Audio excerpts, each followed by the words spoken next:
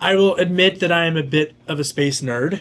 So when this opportunity presented itself, I was very excited. I will temper my enthusiasm because in actuality, the issues that we're facing are very, very serious.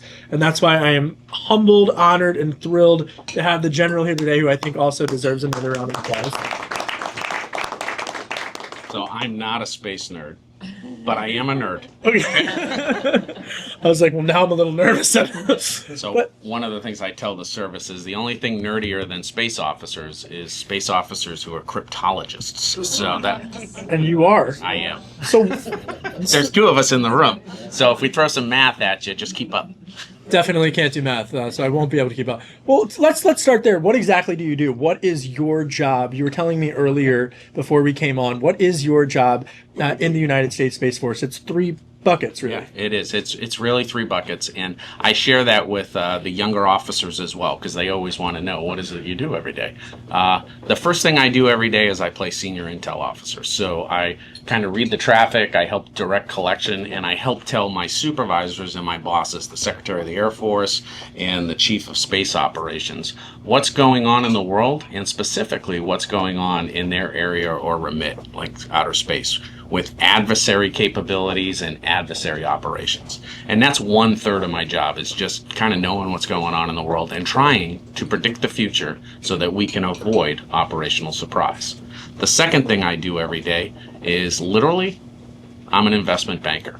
My job is to pick what technologies, what concepts, and what capabilities the Space Force needs to invest in so that in 5 years we have the capabilities to win the next war.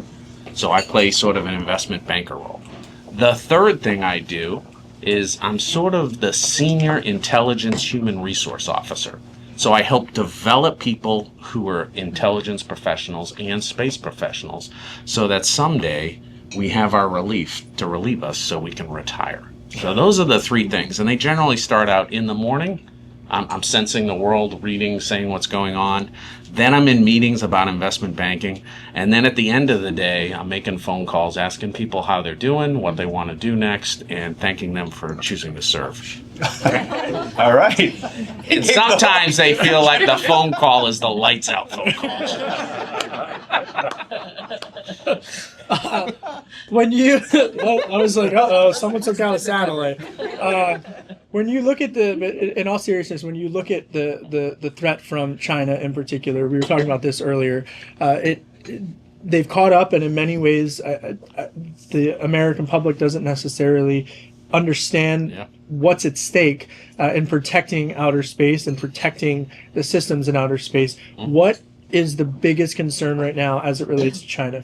The biggest concern about China, and China's a big place, it's 1.4 billion people, right? My real concern isn't China. My real concern is an aggressive, expansionary Chinese Communist Party, the CCP. Those are the 95 million people who dictate the rules to the 1.4 billion people. And I don't know if you know this, America doesn't really appreciate this, but the Chinese Communist Party has their own military. It's the party's military. It is the People's Liberation Army. That PLA is over 2 million people. It is a large military force. Its military is larger than our military.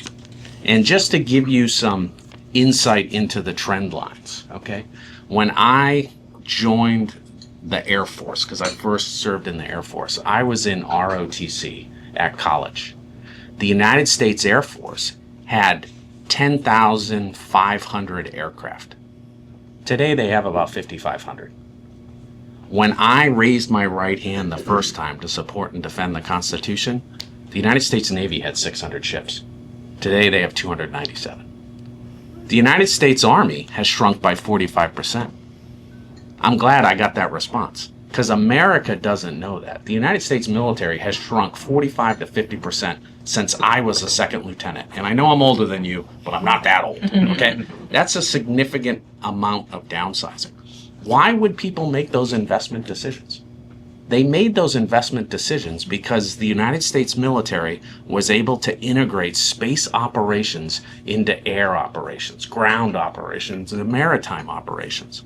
So before, where it used to take 15 bombs to maybe destroy this building, we can now do it with 2 because they're so precise, because they're getting information from outer space. They're even getting information from outer space when it's against mobile targets. And that sort of revolution in military affairs allowed us to shrink our force size and become even more effective. But there's one problem with this approach. This approach assumes we control the ultimate high ground of space. And I am here to tell you today, and I do it on the Hill, that we no longer have space superiority. It must be gained and maintained because it is no longer a given. Why is it no longer a given? Because the Russians and the Chinese have built space forces to attack us in outer space and try to seize control. So what impact does that have? Because I think when people hear initially, especially if you're not familiar with outer space and Space Force, and this room is, but the average American, let's be honest, only 11% of folks understand that we even have a United States Space Force, let alone that we're interacting with space more than 24 times per day in the average American's interactions with technology. But when an attack in space, it doesn't necessarily mean wiping out a way of life or causing disruption in the United States. It could, but it really could put our service members and military at risk. Can you just explain the threat of what actually is at risk? Let me explain what we get from outer space and then explain that the adversaries want to take that away. So if you're at your kitchen table, and with this crowd, we have adult children, right? I can tell that we have adult children. And your daughter comes home and says, I want to serve in the military. I want to serve in the Navy, Mom. And you say, oh, wow, I'm very proud that you want to do that. Well, she's going to serve on a ship, and she's going to be out in the ocean. And her ship is going to know where it is because they're not using a sextant anymore. They're using GPS. That GPS signal tells their ship where they are, but it also tells them where the other ships in the formation are. Also from outer space are sensors that collect where the adversary ships are, so that we know if they're nearby or not nearby, so that we can protect ourselves in our formation. But in order to get that information, you need secure communications. Secure communications, the ability to talk to each other and them not listen to you, that's delivered from outer space as well. So the ability to sense, the ability to connect, the ability to know where you are, and the ability to put that all on one screen with this is where my friends are and these are where my enemies are, that's all provided through space. What happens if we lose control of space? What happens if the PLA build rockets to destroy those satellites? By the way, they have those rockets today. The first time they destroyed a satellite was 2007, and then in 2013 they demonstrated the ability to hold all orbits at risk.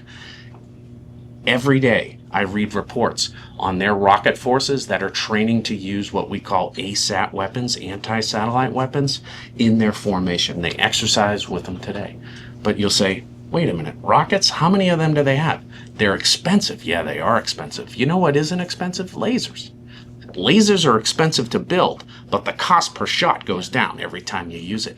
The PLA also have operational lasers to poke the eyes out of our ISR satellites. They also have the largest jamming force in the world. So when we think we're going to communicate, they're going to disrupt your communications. They have built a purpose force to take away our advantages from space. So it sounds like then the Space Force that we have today is not the Space Force that we need. That is true. So what do we need in order to have the Space Force that will protect us? I mean, I think the budget is only $20 billion. So the budget for the Space Force is $30 billion, which is actually less than 3% of the defense budget. It's about 2 to 3%. But here is the challenge. Everything I just covered that we provide to the Joint Force, do you think the Army, the Navy, and the Air Force or the Marines are saying, hey, we don't need more of that? No, they need it because their force structure has shrunk. We must continue to provide the things that we've always provided. That's what's 25 billion of the 30 billion. So there's no way to get cost savings because we have to provide it to the Joint Force. What we need is the Space Force of the future that can protect, defend, and take away the adversaries' advantages that they're trying to create in outer space. What I didn't cover yet was what President Xi has done with his first 2 terms.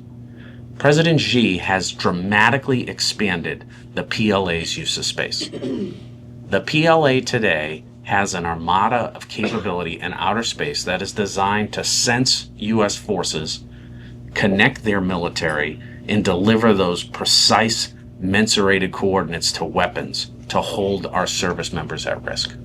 They have built this force that is second only to the United States. Often the ability to hold things at long range, at risk, when they're mobile targets, was really only a U.S. advantage up until about 3 years ago. That monopoly ended 3 to 4 years ago. So translate that to the Hill staffer who doesn't necessarily understand what that means in real human terms. So let's talk about that daughter of yours that's in the United States Navy. She's on a cruiser or a destroyer, which is a pretty good sized ship. She's leaving San Diego and she's sailing for 5 days and she passes Hawaii. She sails for 2 or 3 days and she passes Guam. When she hits Guam, she's now inside what we call a weapons engagement zone for the enemy.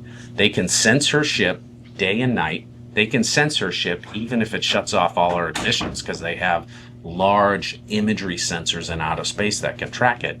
And they continue to develop tracks.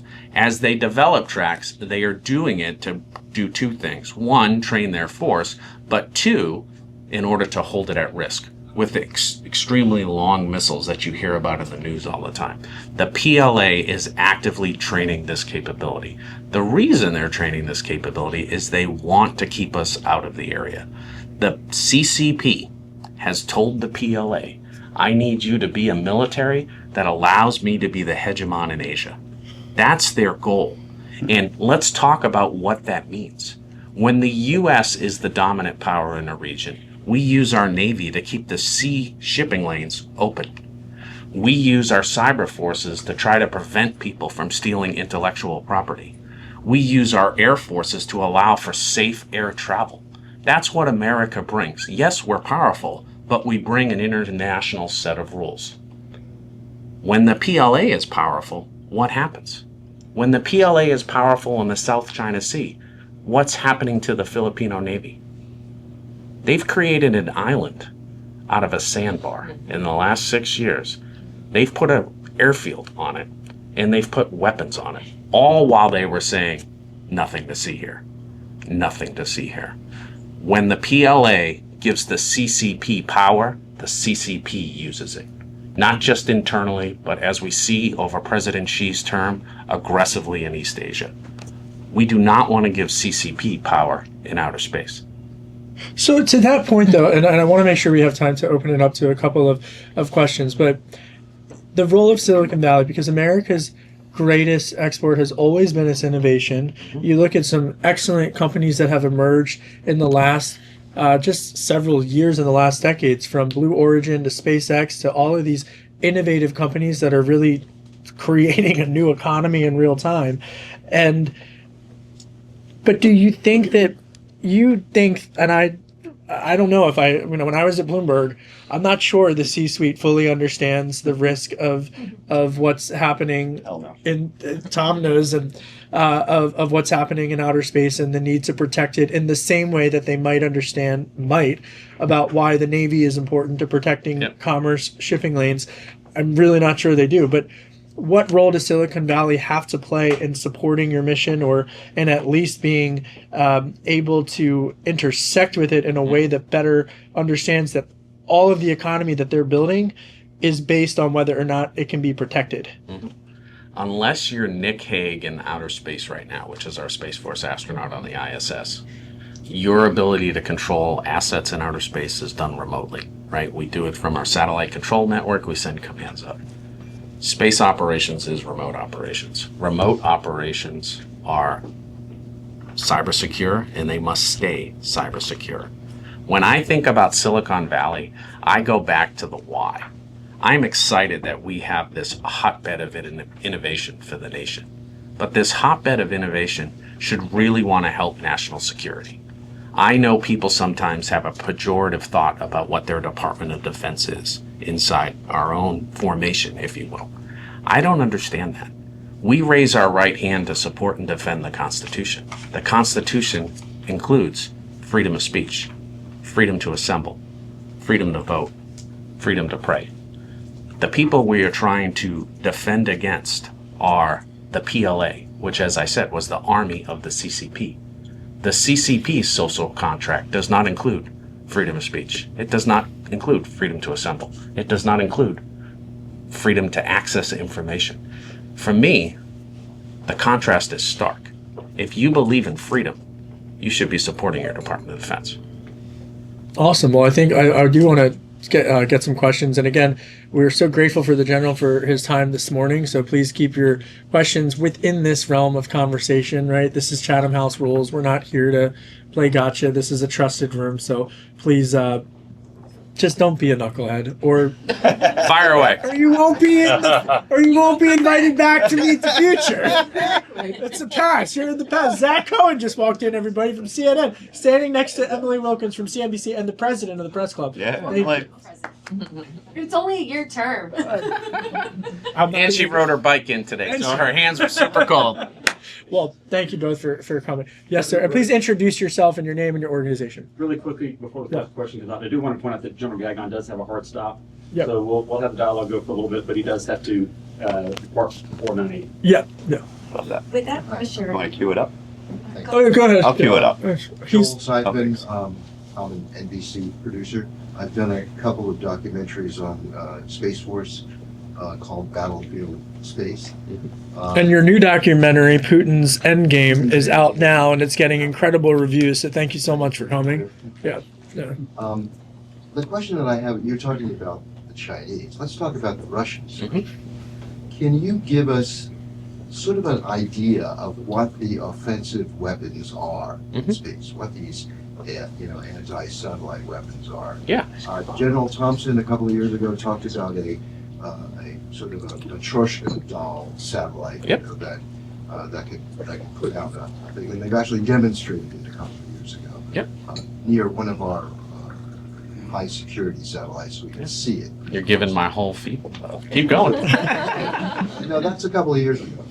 What's happening now? Okay. What do the Chinese have up there that is of concern to you? Okay. I know there's like these grappling satellites or whatever else they are.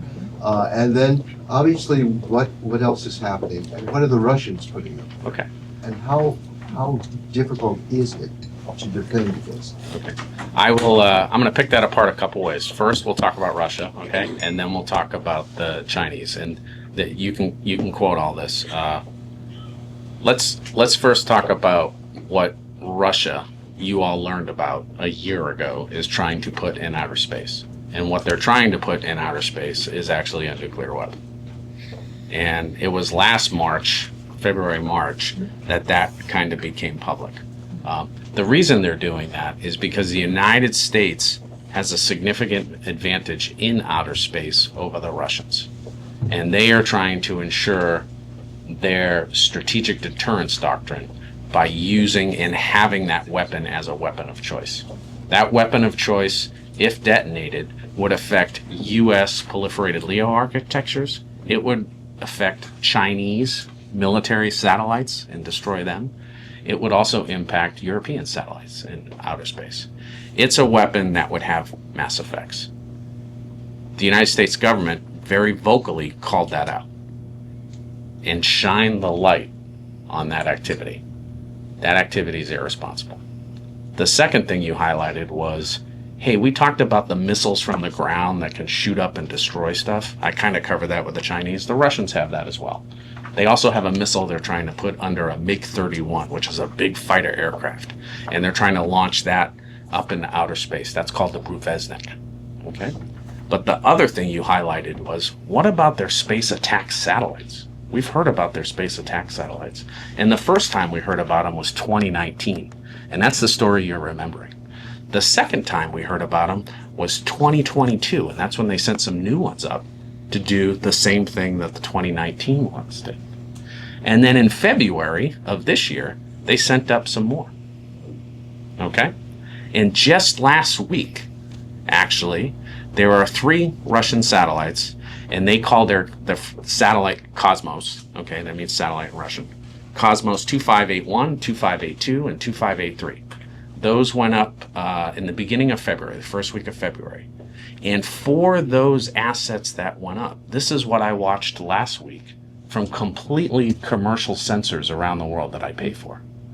I watched 2553 in low Earth orbit kind of stay where it is. And 2581 and 82 start doing this. And they're doing their attack approach and practicing. And then they slide 283 right in the middle of them. And they did that like Thursday and Friday of last week. What they're practicing is maneuver in space. What they're practicing are attack and defend tactics so that they can increase the proficiency of their Space Force, which is the 15th Army for them. Okay? Now, that's Russia. Russia wants to take away our advantages in space, and they don't care about collateral damage because they don't gain a lot of advantage from outer space. Let's talk about the pacing challenge, which is even more threatening. The Chinese have those direct ascent missiles. They have those lasers. We talked about that. We have those jammers. But they also have capability in outer space. So last year, they had 2 constellations in LEO. Two different sets of satellites. One is called, I'm going to screw up the pronunciation, but it's Xi'an. It's Shijian, okay? And that's Xi'an 24. And it was satellite A, B, and C. So it's 3 of them. And then Xi'an means practice or to put in practice. So this is them training. They took those 3 satellites and they worked against 2 other satellites, which are called SY6s. And they practiced attack approaches against the SY6. They did this in March and April, they did it in September, and they did it again in December. They did 3 ship on 2 ship. So those are advanced patrols and advanced tactics. They also did simultaneous approaches. So this is a Space Force, a Chinese Space Force, a PLA Space Force that's being built not just to deliver services from space. This is a PLA Space Force that's being built, trained, and ready to seize the ultimate high ground. And you know who they're trying to seize it from? Us. That's why your Space Force needs to be ready to do more than just protect and defend in outer space. Stories of playing defense are usually stories of losing. The Maginot Line was the great idea in Paris in the interwar years, which were a short 20 years between World War I and World War II. But the Germans exploited mobility. The French and the Germans both had tanks. In fact, from a technology standpoint, the French tanks were better. What did the French do? They drove them into the Maginot Line and built bunkers around them. They took away the mobility of the new weapon. Mobility can lead to breakout. And as you know, the breakout in World War II was blitzkrieg.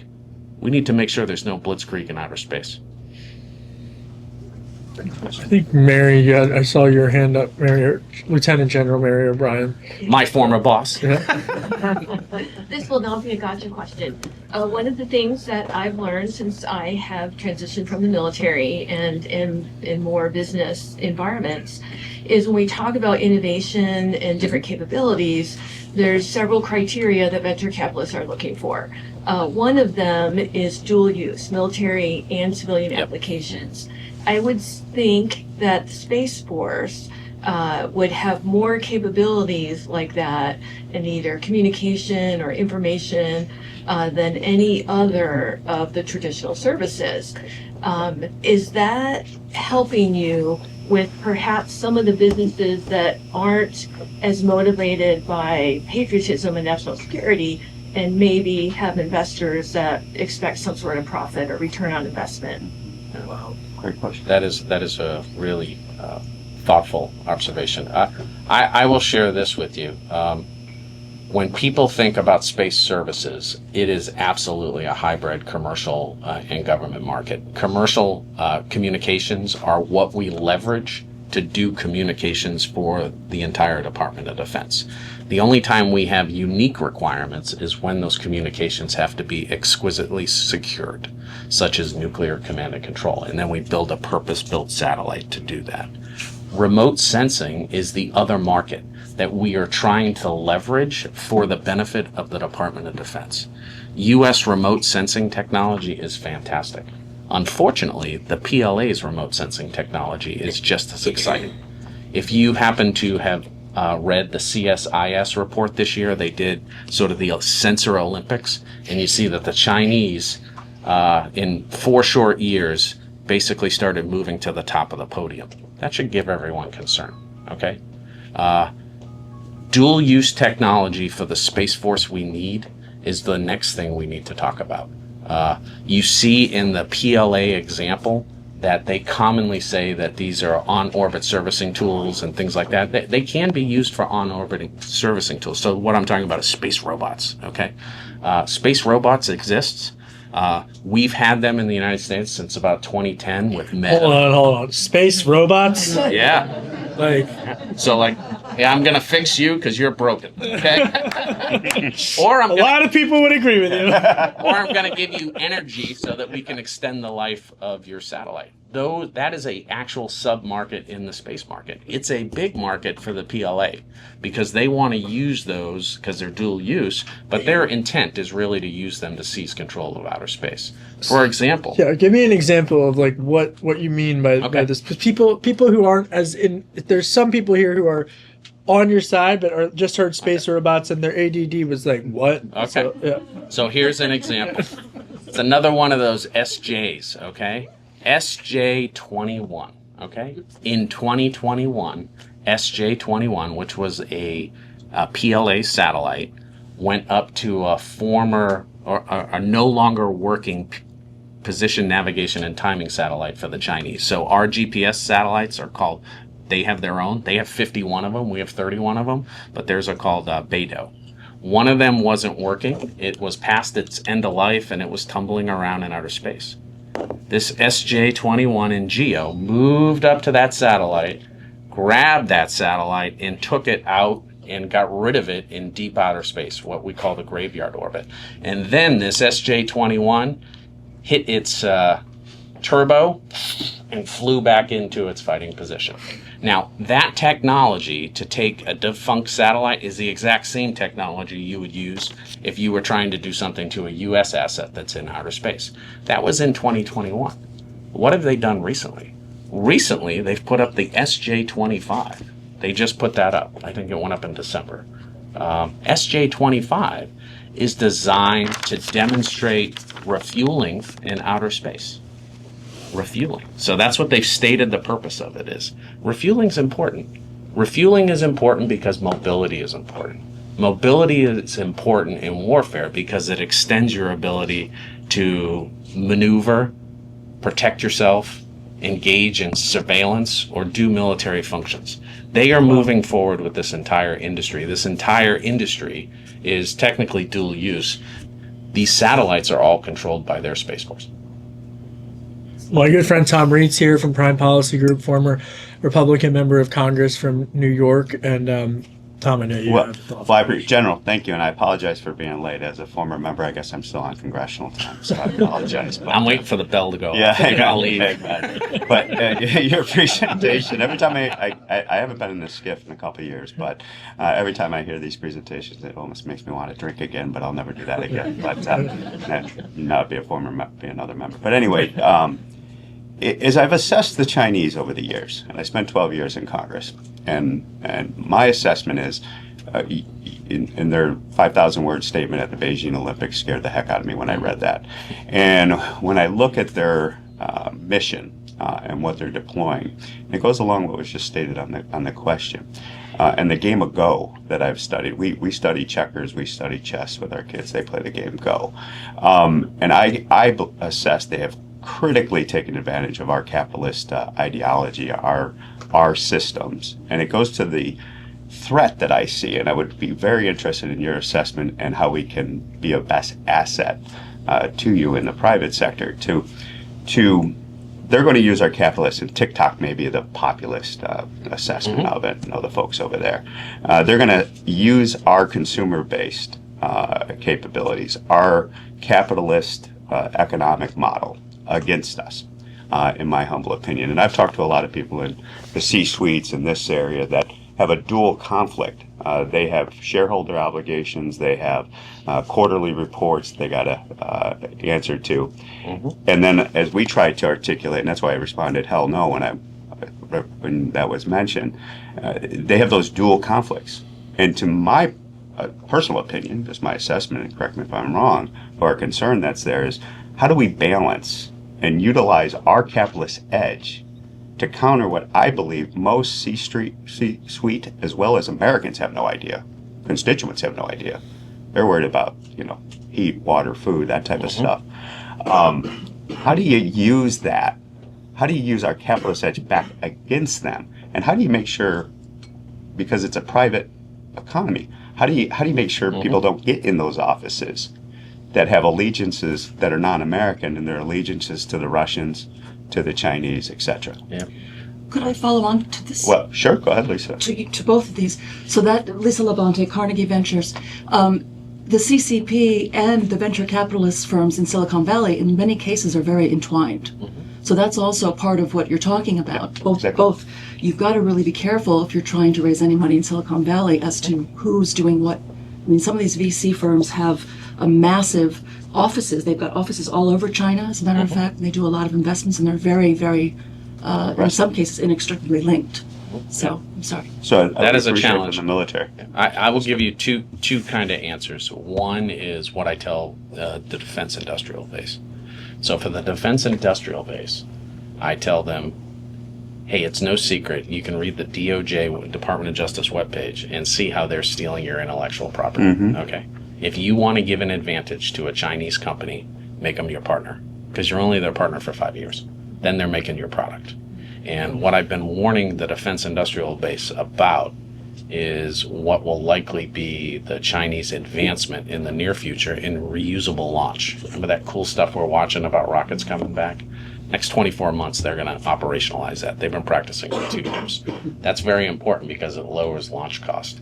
The other thing I've been telling them is make sure that we try to incentivize people to launch with us, because I actively want to dampen their demand for commercial launch. The United States government, Europe, and the United States economy helped fuel Russian launch for like 15 years. We used Roscosmos to launch our satellites and our astronauts into space. When we were doing that, we were offsetting large costs and infrastructure for them that they were using for putting their military stuff in space. We cannot do the same thing for the Chinese. They don't need the extra advantage. So what I tell the defense industrial base is protect your intellectual property, be cyber secure, and if you need some help, there's an avenue up at Fort Meade with NSA Cyber Collaboration Center for you to get all the intelligence you could possibly need. Now, that's unclassified. At a classified level, we also have the Commercial Integration Cell at Vandenberg that has 17 corporate partners that allow them to have TSSCI information about how to protect their intellectual property, because the U.S. space economy is the best economy in the world. It is by far the best industrial advantage we have. Unlike shipbuilding, where they can outbuild us in ships, they can't outbuild us today in rockets. We've increased launch in the United States 500% since the Space Force stood up. That's profound. 500%. Yeah. And the U.S. market has done that. Our strength is our market. So the second part of this was, hey, how do we make sure that our venture capitalists and our businessmen are making decisions that properly evaluate national security? I would say this is not a new problem.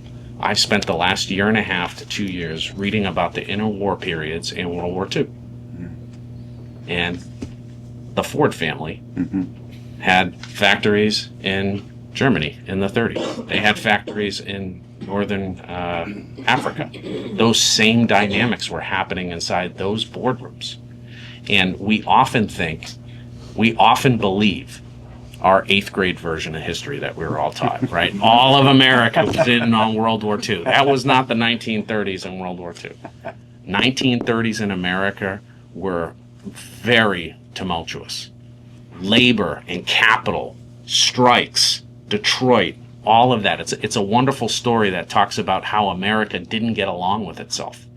And underneath that ruckus were two things: the British government and the German government inflaming inside the United States for their own interests, because that's how nations work.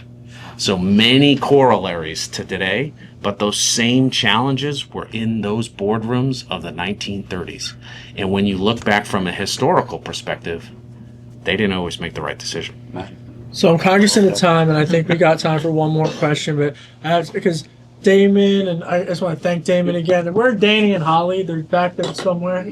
They're my two partners on Meet the Future, and I want to ask you just quickly, like, in 5 words or less, before we get to the last question, America's turning 250 years old, as Danny and Holly remind me, next year.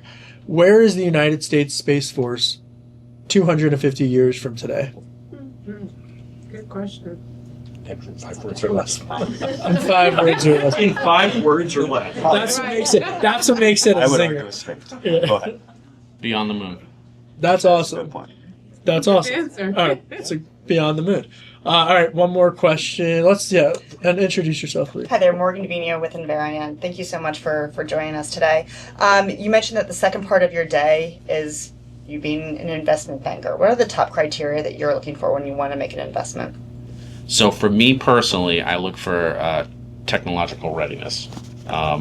Everyone wants... So my former boss is here, but I will tell you this. I've been successful in the Department of Defense because I hit doubles. I string together doubles and singles and score runs. There are those in the Department of Defense who every time they go up to the plate tries to hit a grand slam. I've watched grand slam after grand slam strike out. I'm so tired of it. In space, we have a mature space economy and a very mature remote sensing market. I want things that don't take heroics in order to cross the valley of death and can be used next year by the operation force, okay? There are things we have now. I want doubles, and I want to string together doubles so that I can score more runs in the PLA. That's how I handle investments. Sometimes I work for people who are home run hitters, and they don't like my approach. But You're not talking about me.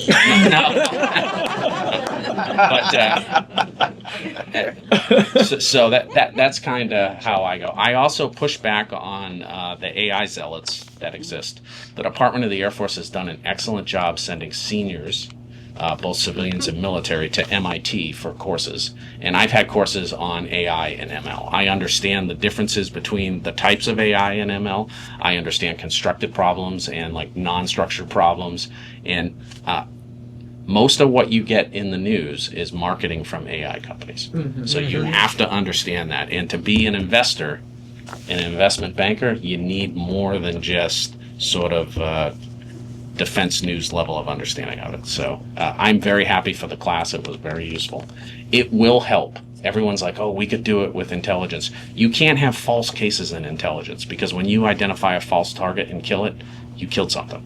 That's not acceptable to the American way of war. So just be mindful of that. Awesome. Well, thank you, General, for coming and for showing up to Meet the Future. Appreciate it, and for all you're doing.